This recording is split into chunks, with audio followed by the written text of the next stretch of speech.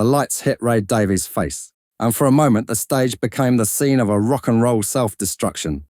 On a rainy London day in 1973, tens of thousands watched in stunned silence as the usually cheeky Kinks frontman cursed the music business and announced he was, quote, fucking sick of the whole thing, then stumbled off as if to bury the band and himself right then and there.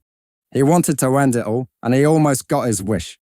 Brilliant songwriter, ferocious sibling, hopeless romantic, tight-fisted bastard. Ray Davies has been all of these.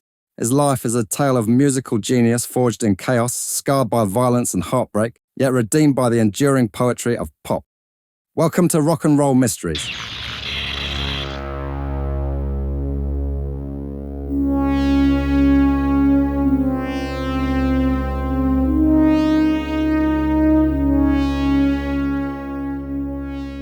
Raymond Douglas Davies was born in North London on the 21st of June 1944, quite literally amid the thunder of World War II. Muswell Hill was under an air raid siren when his mother brought him into the world, and it was a suitably explosive beginning for a man whose life would be anything but quiet. Ray was the seventh of 8 children in a working-class family, and interestingly, the first boy after 6 girls. When a second son, Dave, arrived 3 years later, young Ray's brief reign as the Little Prince ended overnight. From that day on, a rivalry took root between the Davies brothers that would fuel and frustrate them for a lifetime. Dave would later recall a particular childhood scuffle. He once knocked Ray down in a pretend sword fight and leaned in to check on him, only for Ray to spring up and sock him hard in the face. I felt the pleasure that I'd knocked him over, then concerned that I'd hurt him, Dave said, but all he really wanted was to get back at me. It's symbolic of our whole relationship, really. While Dave grew up a rather cheeky extrovert, Ray was sensitive, solitary, even quite troubled. Unusually for a 1950s London family, the Davies sent young Ray to a child therapist to help with his anxiety. It's not hard to see why a sensitive kid like Ray felt overwhelmed. The household was loud and lively, filled with music and dancing, thanks to his 6 older sisters and their weekend parties. That liveliness and jollity would be brutally shattered in a way that was particularly awful for young Ray. One of his sisters, Renee, doted on Ray. She even encouraged his early musical interest. Ray was absolutely thrilled when Renee gave him his first guitar as a 13th birthday present. Before he got the chance to truly thank her by playing a tune on it, a devastating tragedy occurred. That very same night in 1957, Renee went out dancing with her friends. Mid-song, Renee collapsed and died of a heart attack on a dance hall floor at age 31. The loss of his beloved sister on his birthday was a psychic earthquake for Ray. It left an emotional scar that he later poured into songs, most directly in 1983's nostalgic Kinks hit Come Dancing, a toe-tapping tribute to Renee with a gut punch of real tragedy behind it. In the wake of Renee's death, the quiet boy buried his grief in music. He spent hours listening to his parents' gramophone and became enamored with the earthy recordings of American bluesman Big Bill Brunsey. This was a discovery Ray credits with changing his life. By his mid-teens, music wasn't just an escape, it was a calling. At William Grimshaw Secondary School, Ray fell in with a few like-minded mates and started strumming skiffle and rock tunes. In 1962, alongside his kid brother Dave on a cheap guitar, plus school friend Pete Quaife on bass and a revolving cast of drummers, Ray Davies formed his first band. They called themselves the Ray Davies Quartet at first, and even auditioned a raspy-voiced local kid named Rod Stewart to sing with them.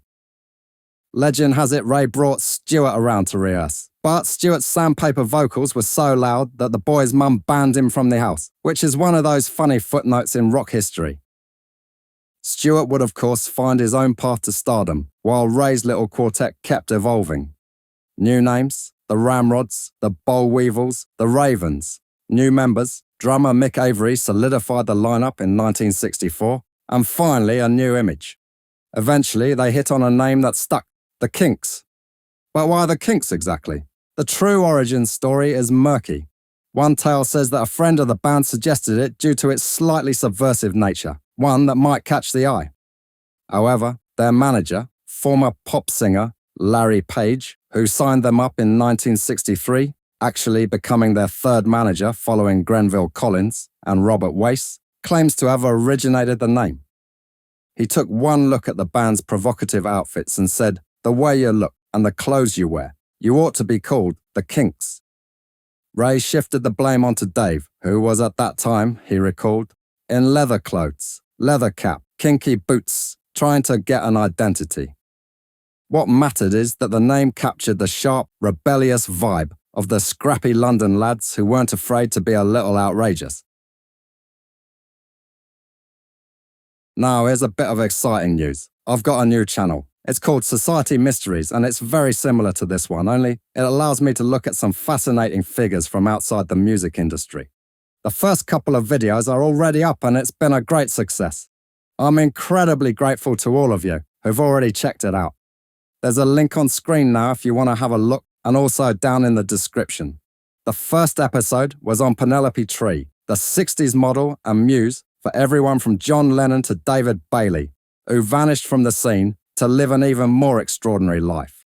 And the second one is on Robert Fraser, the charming dandy who shook up the art world before a shocking and tragic end. So, if you dig the Kinks and interesting people, I think you might enjoy it over there. Go have a watch and be sure to let me know of any figures you'd like me to cover in a comment on the Robert Fraser video. I'd love to hear that. Let's get back to Ray Davies. By early 1964, the band had begun churning through London's club circuit and landed a deal with Pi Records. It was an instant success. Ray penned a couple of singles that went nowhere, and the Kinks were quickly on the verge of being dropped. London was overflowing with bands in those days, and if you didn't produce the goods, you were gonna get the sack. Then lightning struck that summer when Ray unleashed a ferocious three-chord riff he'd been kicking around. It was obviously inspired by the Kingsmen's Louie Louie and hammered into shape with Dave's help and Dave's razor blade slashed amplifier for extra distortion. You Really Got Me was a raw, dirty, beautiful racket of a song, and it changed rock and roll overnight. In August 1964, it shot to #1 in the UK charts and even cracked the US top 10. This was an astounding feat for a completely unknown British band at the time. Ray, at all of 20 years old, suddenly found himself pop's newest wunderkind, his nasally London voice blasting from transistor radios everywhere. The Kinks' primitive, power chord stomp musically prefigured punk and heavy metal, but Ray's clever lyrics and tender heart were already in there too. The song was inspired by a night he spent mesmerized by a young woman who was standing at the front of one of his own shows. She looked like Françoise Hardy, and although Ray never got to meet her, she inspired the most intense hit of 1964.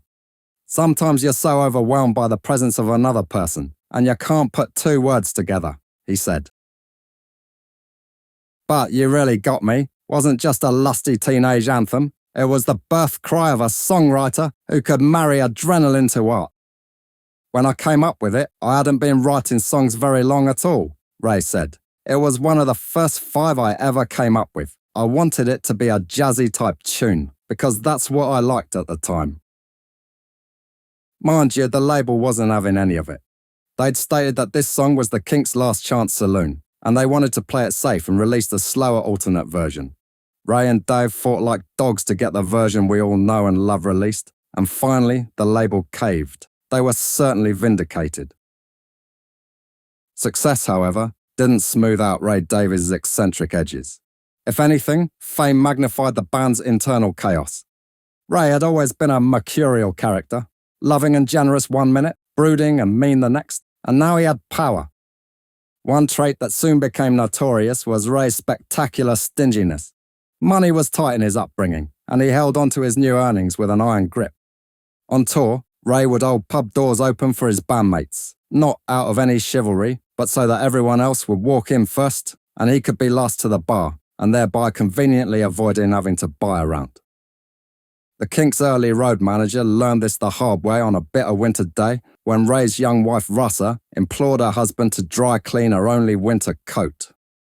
Ray and Rasa Didspetris married in 1964 and would have 2 children together. In fact, she is often unjustly overlooked in Kinks history, as she contributed backing vocals, to a large number of Kinks classics, including Waterloo Sunset, Stop Your Sobbing, and the Village Green Preservation Society, among others. However, no one could accuse Rasa of marrying Ray for his millions because he wasn't even going to pay for her sole coat to be cleaned. Larry Page looked on as Rasa begged, "Ray, what about that coat?" Ray coldly refused, saying, "No, you can't have it. It's a lot of money." Only after repeated pleading did Ray relent and instruct the driver to take the coat to the local cleaners. Rasa hadn't even been asking for a new coat, just a few shillings for a dry cleaning job. Old Ray was as tight as a duck's arse, as we say around these parts. It was a cheapskate habit taken to extremes, and stories like this became Kinks law. In fact, Ray's parsimony was more than a personal quirk.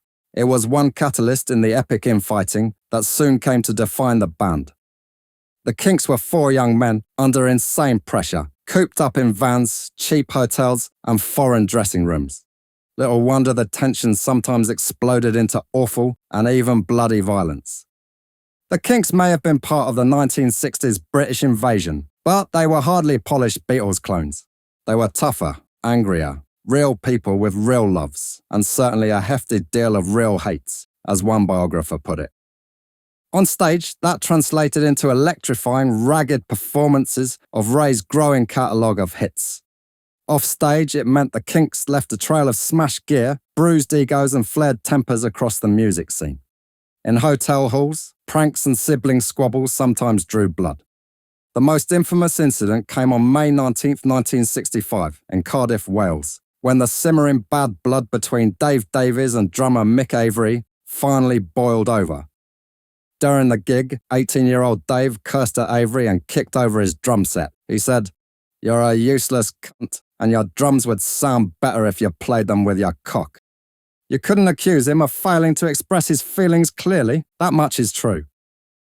Anyway, the drummer's response was biblical. He swung his heavy ride cymbal at Dave's head like a battle axe, knocking the guitarist out cold in a gory spray of blood. Many in the audience thought they'd just witnessed a murder. Dave was carried off to the hospital with a gashed scalp, and a panicked Avery fled the scene, actually convinced he'd killed his bandmate. He turned himself into police the next day and was briefly jailed for assault, before Dave, stitches in his head, declined to press charges. When your drummer nearly decapitates your lead guitarist in front of a live audience, you've officially earned the title of rock's original Bad Brothers. This was a full 30 years before Oasis would fight their way to tabloid headlines. But unlike the Gallaghers, the Davies boys weren't doing it for theatrics. They had written the manual on fraternal feuding and they were hitting hard. Their hard-driving music and harder partying antics earned them a notorious reputation in the British invasion. These punch-ups would have been one thing if they'd occurred on home turf, where they could be brushed off as the kind of high-spirits English boys are sometimes prone to. But in the summer of 1965, the Kinks carried their chaos to America. On their first US tour, the band's unruly behaviour and no-show shenanigans ruffled the powerful American Federation of Musicians and the showbiz mandarins of network TV. At some concerts, Ray and company, peeved by poor promotion and small crowds, played truncated sets or stretched a single song into a sarcastic jam to punish the audience. They brawled with a local promoter in one city, then threatened to bail on a scheduled gig in San Francisco unless they were paid up front. The final straw came during a taping for ABC television in Hollywood. Backstage before an appearance on the Dick Cavett show, a union official or studio manager, accounts vary, confronted the band, accusing them of being late and unprofessional. The suit unwisely started spewing insults. Just because the Beatles did it, every mop-topped, spotty-faced, limey juvenile thinks he can come over here and make a career. "You're nothing but a bunch of commie wimps," he snarled. That slur, calling them communist wimps in mid-60s America, was the worst provocation imaginable, and the boys knew it. Ray Davies saw red. He later remembered throwing a knockout punch as the situation degenerated into a backstage melee.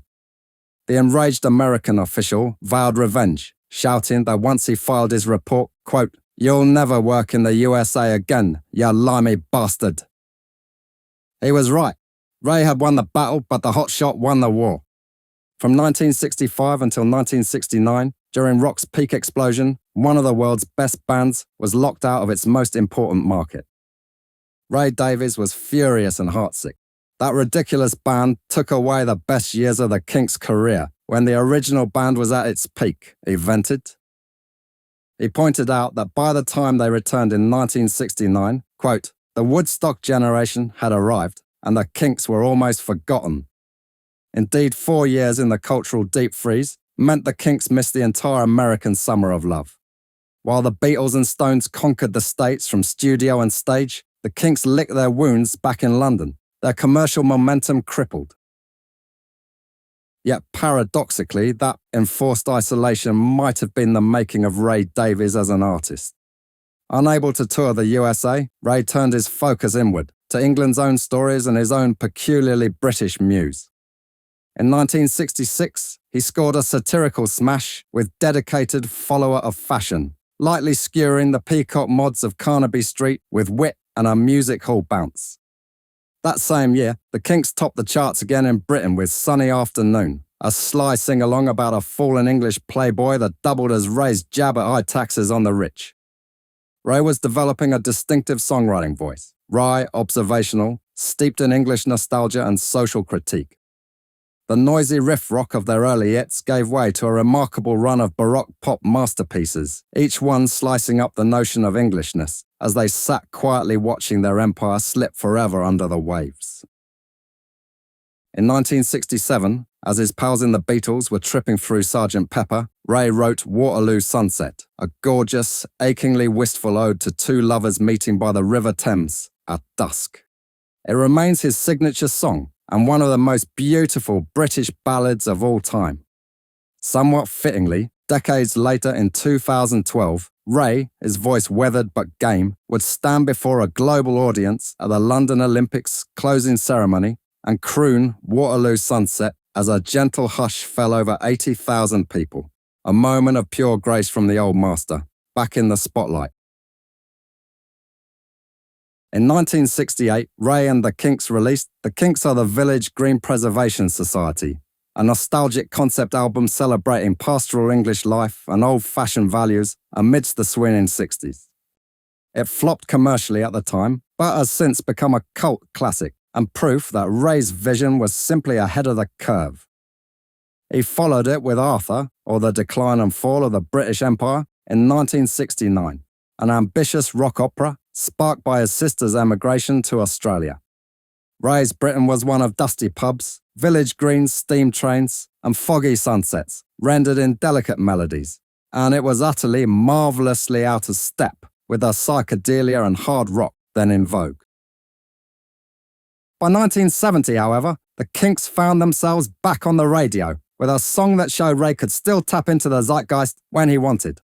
That year they released Lola, a subversive single about a young man's encounter with a charming transvestite in a Soho club. The song's theme of sexual ambiguity was rather daring for its time. Furthermore, Ray had to swap out a brand name. The BBC would only allow Cherry Cola, not Coca-Cola, in the lyrics, due to their zero-tolerance policy on advertising. But they couldn't censor the song's naughtiness. Listeners ate it up. Lola became a worldwide hit. Way before gender fluidity was part of the mainstream, Ray Davies gave the world a lovable character who, quote, walked like a woman and talked like a man, and he did it with warmth, humour and zero judgment. It was classic Ray, provocative, bawdy and empathetic at once.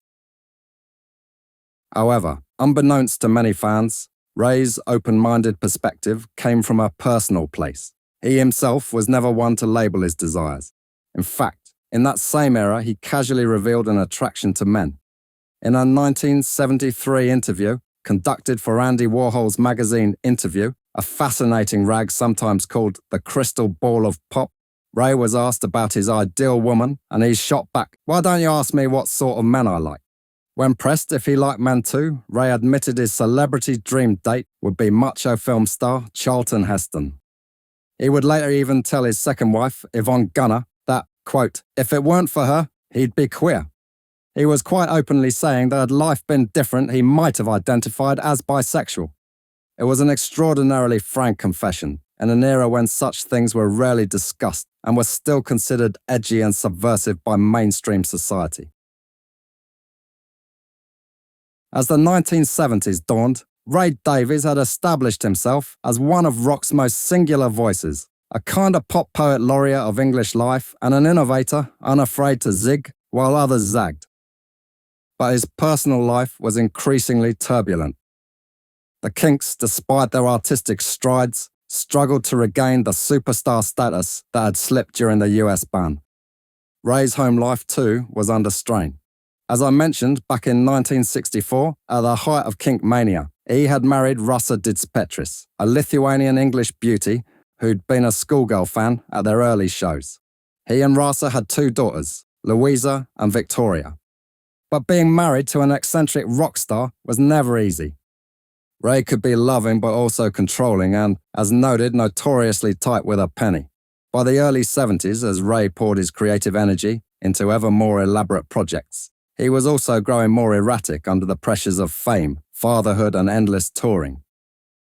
In 1973, the tension reached a breaking point.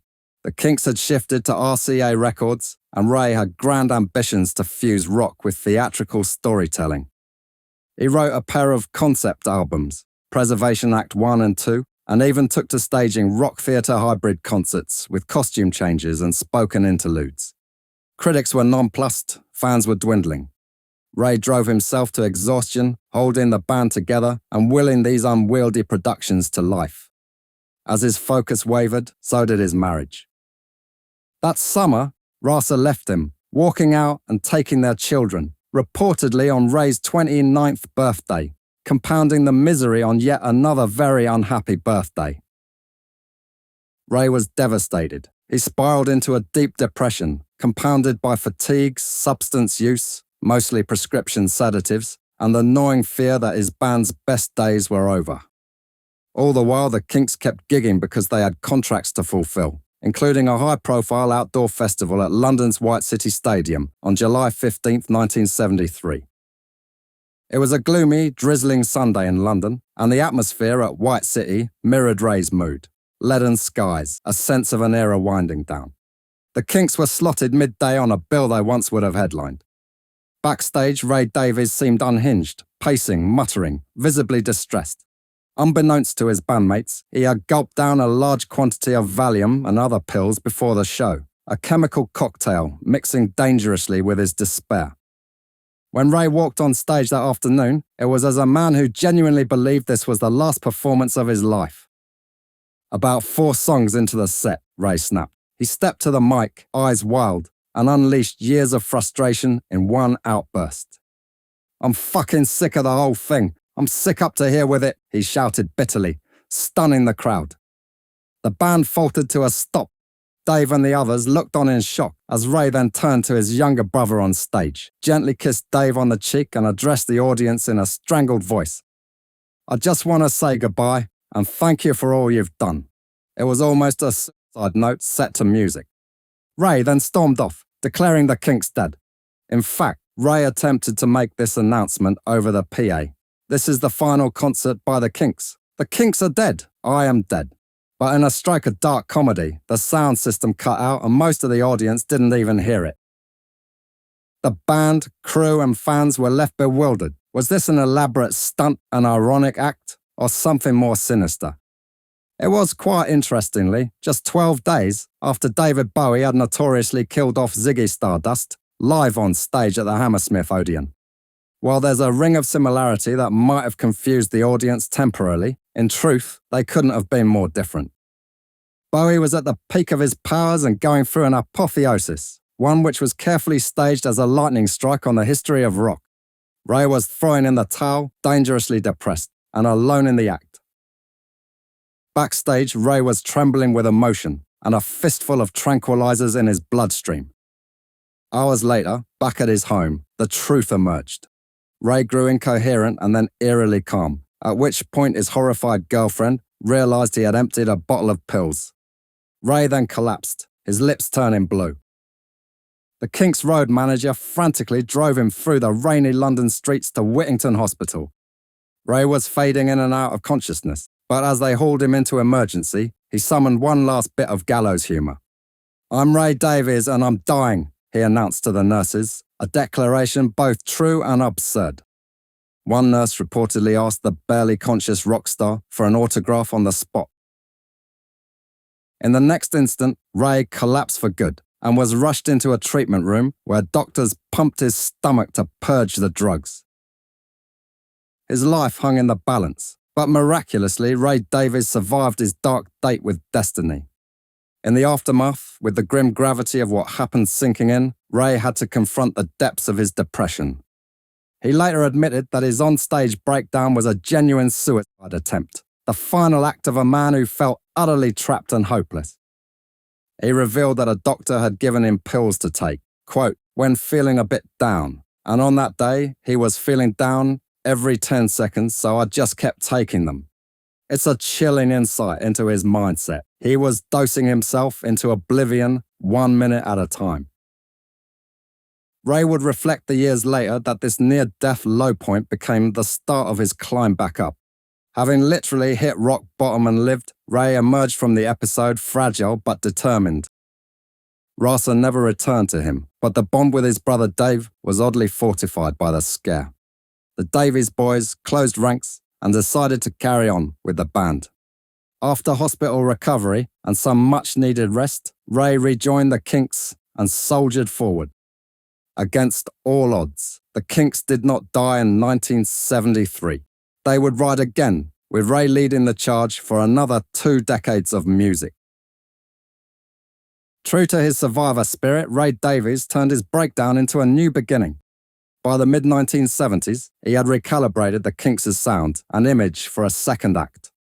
The high-concept theatrical period was abandoned in favour of a leaner, punchier rock approach. The band signed with a new label, Arista, and began courting the burgeoning arena rock audience, especially in the United States, where mercifully their reputation had now been restored. In 1977, the Kinks released Sleepwalker, a slick FM-friendly album that gave them their first taste of US chart success in years. Ray grew his hair out and donned a sport coat, looking every bit the aging but stylish rock star. The Kinks started filling hockey arenas and stadiums in America with albums like 1979's Low Budget, which went gold on the strength of riffy rockers, and Ray's satirical takes on economic woes and American excess. The irony was rich. After missing the entire establishment of rock in the States in the 60s, the Kinks now found themselves embraced as classic rock elder statesmen by a new generation of American fans. Ray's wit and songwriting skills hadn't deserted him. If anything, he was energized by survival. He would need that energy because life remained chaotic. Ray married again in 1974, a secret ceremony with a dancer named Yvonne Gunner. It was so secretive that he legally changed his name to Ray Douglas in an attempt to throw off the press. That union ended in divorce by 1981. By then, Ray had stumbled into the most high-profile romance of his life. In the late 70s, a brash young American singer named Chrissie Hynde was conquering the charts with her band The Pretenders. One of their early hits was a cover of a Davies tune, Stop Your Sobbing. She remembered the feeling that she'd uncovered a hidden gem when she played it to the band and producers. I pulled it out of the air. I was surprised that no one had heard it before. However, when she reached out to Davies, he snubbed her. He was fine with her covering the song. After all, he was never one to turn down a few quid. But he had no intention of meeting Chrissie. As it turned out, his rudeness was actually a lack of self-confidence. He said he avoided meeting her at first, thinking, quote, when she meets the real person, sees what a conner I am. Eventually, they met at a club in New York in 1980, and their relationship followed. Chrissie was whip-smart, beautiful, and just about as stubborn and passionate as Ray. The two songwriters struck up a tempestuous relationship that bridged the punk/new wave scene and Ray's classic rock world. They were dubbed a rock power couple in the press, though their personalities clashed as often as they meshed. I'm easy to love and impossible to live with, Ray once admitted of himself, and Chrissie might well have agreed. Still, the romance bore fruit. In 1983, Chrissie Hynde gave birth to Ray's daughter, Natalie Ray. The proud but beleaguered father was pushing 40 by then, with a brand new baby and a teenage streak of irresponsibility still intact. Ray did not marry Chrissy. She would famously go on to wed Jim Kerr of Simple Minds a year later, but their affair remained a subject of tabloid intrigue and musical cross-reference. 30 years later, Ray wrote a duet called Postcard from London, a tune that looked back wistfully on their affair. It was as if two characters in Ray's storybook had fallen in love, quarrelled, and drifted apart, only to reunite in song long after the embers cooled. Through all the romantic turmoil, Ray kept the Kinks train rolling into the 1980s. And incredibly, after years as a beloved but commercially modest act, the Kinks scored one of the biggest hits of their career in 1983 with Come Dancing. This irresistibly jovial tune about a sister's nights at a dance hall and the annoyingly protective little brother watching her went top 20 in the US and top 10 in the UK. The song was propelled by a charming music video that introduced Ray Davies to the MTV generation. For Ray, Come Dancing was, of course, deeply personal, beneath the danceable surface. Most of the millions tapping their toes to it could never have guessed that the song was rooted in the death of his sister Renee decades earlier. But its happy, skippy feel was bittersweet for those in the know. Ray had turned a private grief into public joy, something he'd been doing in one way or another his whole career. The success of Come Dancing gave the Kinks their first gold record in the UK and made them feel briefly as relevant as any new act on the scene. The band rode that wave with energetic tours and late-night TV appearances. Behind the scenes, however, the long brotherly battle between Ray and Dave never really ceased. They still bickered about everything: song credits, guitar volume, who got to stand where on stage. Their fights were often verbal, but could still turn physical. Dave did once kick Ray in the shins on stage in the 80s, and they'd occasionally grab each other by the lapels in the studio before being pulled apart. In one infamous spat around 1986, an enraged Dave publicly referred to Ray as an arsehole, venting years of resentment at his big brother's domineering ways. Ray responded not with a fight, but with an exasperated shrug, as if to say, what else is new? The truth was they needed each other, even if they couldn't stand each other. We're both fucked up in different ways, Ray said in a candid moment. He's my brother and I love him, but I don't always like him. By the early 1990s, after a final run of albums and tours, the Kinks quietly wound down. The band just sort of expired, the Davies brothers finally retreating to separate corners. Dave pursued his own projects and embraced New Age spirituality with a hefty side of UFO conspiracy theories thrown in, while Ray explored theatrical endeavours and writing. In 1990, the Kinks were inducted into the Rock and Roll Hall of Fame, where Ray and Dave briefly put on smiles and played nice for the cameras. But a full reunion of the Kinks never materialised in the decades that followed, despite constant rumours. Whenever the press asked about getting back together, Ray would crack a joke like, sure, when the money runs out or when hell freezes over, whichever comes first. As the 20th century came to a close, Ray Davies transitioned from leading a band of rowdy rockers to standing alone as an artist with an impressive legacy. Ray was now in his 50s, greying at the temples but still wiry and intense with our ever-present gap-toothed grin. For perhaps the first time since his teenage years, he found himself without a band or a clear next move. It was an uneasy freedom. Ray channeled his restless creativity into new mediums. He published an autobiographical, quote, unauthorized autobiography called X-Ray in 1994, written in a third-person style, because Ray can't resist playing a character, even when it's himself. He also turned his hand to theatre, directing a London musical in 1988 called 80 Days, which flopped, and later helping develop a stage show, Come Dancing, based on his song. Music wasn't done with him yet, though. In 2006, after a period of low-profile live shows, billed as storyteller performances, Ray released his first real solo album, Other People's Lives. It was well received, reminding fans and critics that his pen hadn't lost its sharpness. Over the next decade, he continued to write and record, often mining the rich vein of his lifelong fascination with America. Ray had always had a love-hate relationship with the USA, from the teenage blues records he adored to the painful ban in the 60s to his later years living part-time in New Orleans.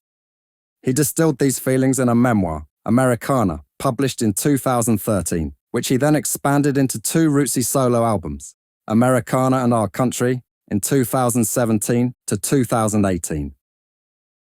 These works saw Sir Ray, he had been knighted by Queen Elizabeth II in 2017 for his services to the arts, reflecting on the curious journey of a London boy through the wide open spaces of the New World. But his love for America would be tested by one of the nation's most notorious dark sides, violent crime. On the night of January 4th, 2004, Ray Davies faced mortality once again, this time not by his own hand, but at the end of a robber's gun. Ray was in New Orleans, a city he'd grown to love for its music and mystique, strolling through the French Quarter with a female friend after dinner. In a flash, two teenage thieves leapt from a passing car and snatched the woman's purse. Instinct overrode common sense. Ray took off in pursuit, sprinting down the dark street despite the shouts for caution. But this was New Orleans, not Muswell Hill. Being handy with his fists wouldn't mean much to these robbers. One of the muggers, seeing the 59-year-old Englishman chasing, turned and levelled a handgun. A shot rang out. Ray felt a searing pain as a bullet tore into his right leg, shattering his femur. He crashed to the pavement, bleeding, the thief speeding away into the humid night. Suddenly, the rock legend lay prone and helpless, just another victim of street crime. In the hospital afterward, as doctors stabilised him, Ray grappled not only with pain, but with a profound empathy that surprised even himself. Just before he shot me, I saw he looked afraid, and he had a gun, Ray told a reporter later, describing the split second when pursuer and pursued locked eyes. I was thinking of the world he came from, the challenges in his life, its utter desperation. Despite nearly dying at the hands of this mugger, Ray Davies, bleeding and in shock, found himself feeling sorry for his assailant. It was a very Ray Davies reaction, the storyteller in him instantly imagining the gunman's hard life and forgiving him, even as he limped away with a bullet in his leg and a doctor telling him he was lucky to be alive. The shooting made headlines worldwide. Ray underwent surgery and recovery in New Orleans, then returned home to London on crutches. The incident could have ended far worse. The bullet narrowly missed his femoral artery.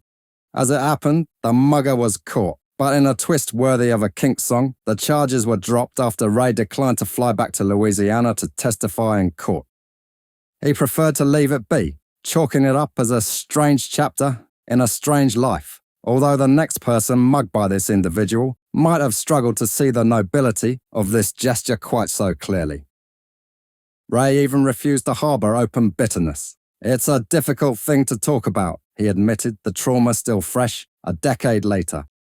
Writing about the shooting in his memoir was cathartic, and he noted that in retelling the story, he, quote, didn't feel like the good guy, because of the sympathy he felt for the desperate kid who pulled the trigger. It's a startling admission, the kind of human complexity that has always set Ray Davies apart from the average rock and roller. He turned his brush with death into art and introspection, as he had with every calamity before. In the years following, Ray recovered fully and even returned to New Orleans to perform. You can't keep a good storyteller down, but friends observed a newfound fragility in him after 2004, a sense that Ray realised he was living on borrowed time. He focused more on curating his legacy, deluxe reissues of Kinks albums, collaborative projects and accepting laurels when they were offered. In 2011, Ray faced another scare when blood clots were found in his lungs, forcing him to cancel shows and rest on doctor's orders. Thankfully, he pulled through that as well. Like a cat with 9 lives, Ray Davies has danced with death more than once and lived to tell the tale in song, and the most marvellous thing is that he is still with us. In 2025, Sir Ray Davies turned 81 years old. He still has the lean, crafty look of a fox about him, the same gap-toothed smile, now framed by craggy lines that each seem to tell a story of their own. Ray never strayed far from his roots in the end. He's lived in or near Muswell Hill for most of his life and remains there now, an unassuming local fixture walking the same streets that inspired Waterloo Sunset and Dead End Street. His journey is the stuff of rock folklore, the rise, the fall, the resurrection, and the long twilight reflection. He once joked that he's, quote, not the godfather of Britpop, more a concerned uncle. He might be a knight, but he otherwise brushes off grandiose titles. Typical Ray, really. But make no mistake, to anyone who cares about rock and roll's poetic heart, Sir Ray Davies is rock royalty. And if you seek him at a pub in North London, you might find him quietly observing the locals, listening for the music in their chatter, just as he's done for over 60 years. Rock and roll's own mysteries have always fascinated Ray Davies, but in telling his own tumultuous story, he's become one of its greatest legends. Alright, that's all I've got for you this time. Be sure to have a look at the Rock and Roll Mysteries store. I'm thinking about some new shirt designs. What about Ray Davies? Let me know what you think. And if you want some more rock and roll stories, join up on the Patreon, where I've got an extra weekly episode. Anyway, I've been Chester. I hope you enjoyed this one. Be sure to leave me a comment, and I'll see you next time. Cheers.